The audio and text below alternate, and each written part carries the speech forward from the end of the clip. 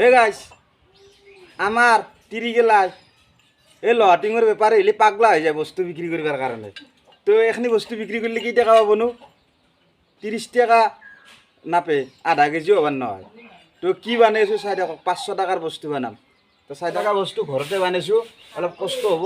তো চাই থাকক। তো গাইস চাবা পাৰিছে বিয়াৰিংটো বহাই মালিকে খুশ, কাৰণ এইটো গুৱাহাটীত গেলে আনা নিয়া ভাড়া কিমান গেলা হয়। এই চাপডালৰ এটা বিয়াৰিং লাগে, তো চাপডাল এনেকৈ খাই দিছে। এই চাপডাল বনাই গোটেইখিনি দেখি আছোঁ, চাই থাকক ভিডিঅ'টো।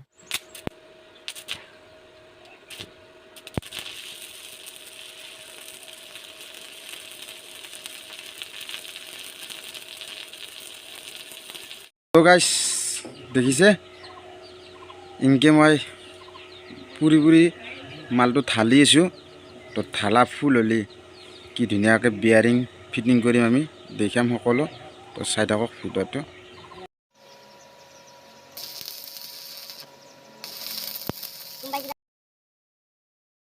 দেখাম গোটেইখিনি কাম কৰি দেখাম। তো চাই থাকক ভিডিঅ'টো শেষলৈকে।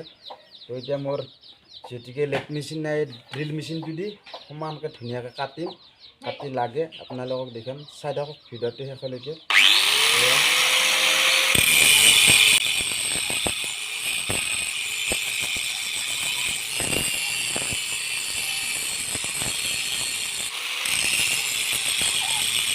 গাইজ এটলা বনালোঁ, তো এতিয়া মোক পইচাৰ কথা কৈ আছে। তো এটলা বনাব লগা হ'লে গুৱাহাটীত নিব লাগে। তো মই ঘৰতে আহি বনাই দিলোঁ। তো এতিয়া পইচাৰ কথা কি ক'ম, এতিয়া গুৱাহাটীত নিয়া অহা যোৱা ভাড়া হিচাপ কৰিলে হ'ল, হয়নে নহয়? হিচাপ কৰি পেলাই পইচাটো দিলে হ'ল। কামটো বাদেই এই গুৱাহাটীত আনা নিয়া ভাড়া এটলাৰ দিলে হ'ল মোক। মই এতিয়া মালিকক সেনেকৈ কৈছোঁ, কামৰটো বাদেই, কামৰ পইচা দৰকাৰ হ'লে দিব নালাগে মোক।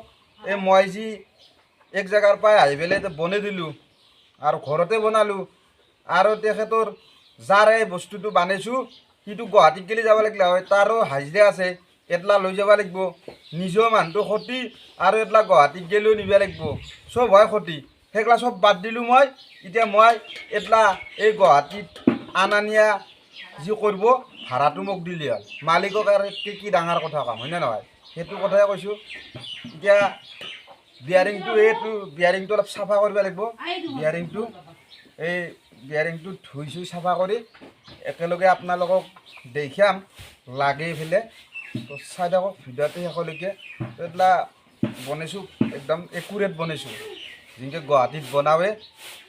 তো সেনেকৈ বনাইছোঁ। নাও গম পায় আৰু হাতেদি বনোৱা বস্তু তাৰমানে কাটাতে গ্ৰাইণ্ডাৰ মেচিনটো দি কাটিছোঁ, আৰু এইটো ৰেতি এনেকৈ মাৰি কাটি এইটো সমান কৰিছোঁ, ভালকৈ সমান কৰিছোঁ। তো আপোনালোকে চাওক, যদি কামটো ভাল লাগছি তেতিয়াহ'লে ভিডিঅ'টোত এটা লাইক কৰি দিয়ক, আৰু ভিডিঅ'টো শ্বেয়াৰ কৰি দিব, আৰু চেনেলটোত যদি নতুনকৈ কোনোবাই চাই আছে ছাবস্ক্ৰাইব কৰি অল নটিফিকেশ্যনটো অন কৰি ভিডিঅ'টো সদায় চাই থাকিলে হ'ল। আৰু মই দিয়াৰ লগে লগে তেতিয়া ভিডিঅ'টো আপুনিয়ে পাব আগতে। এতে বঢ়িয়াকৈ গুৱাহাটীত নিব লগা বস্তু ঘৰতে বানাইছোঁ, অলপ কষ্ট হ'ব। তো চাই থাকক ভিডিঅ'টো শেষলৈকে চাব। তো এতিয়া মই বিয়াৰিংটো এখিনি সোমাই দিলোঁ আৰু এইবিলাক পাইপ ল'লোঁ, হাতীটোৰ নালটো নতুন লগালোঁ। তো বিয়াৰিংটোত এতিয়া কোপ দিম, বিয়াৰিংটো সোমাই যাব। চাই থাকক। পিচ লাগে তাৰ এতিয়া বস্তুটো সোনকালে যাব, ঢিলে হ'ব। এইটো নতুন বুদ্ধি।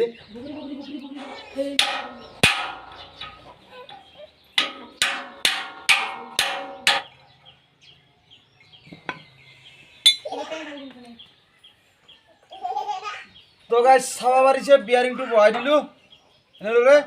তো গুৱাহাটীত নিব লগা বস্তু মেৰকুচিত ক্লিয়াৰ হৈ গ'ল।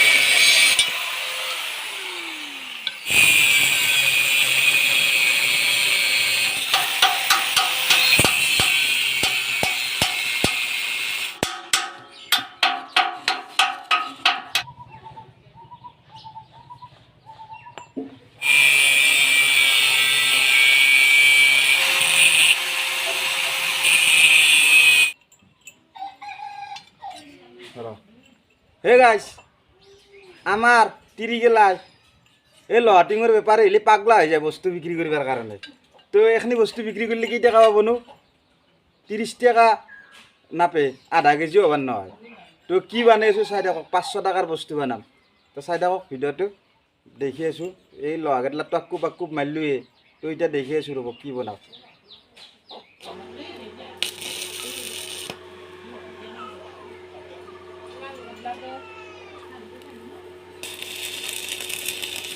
এই কাচিমপুৰৰ সি মোক কয় এখন নাই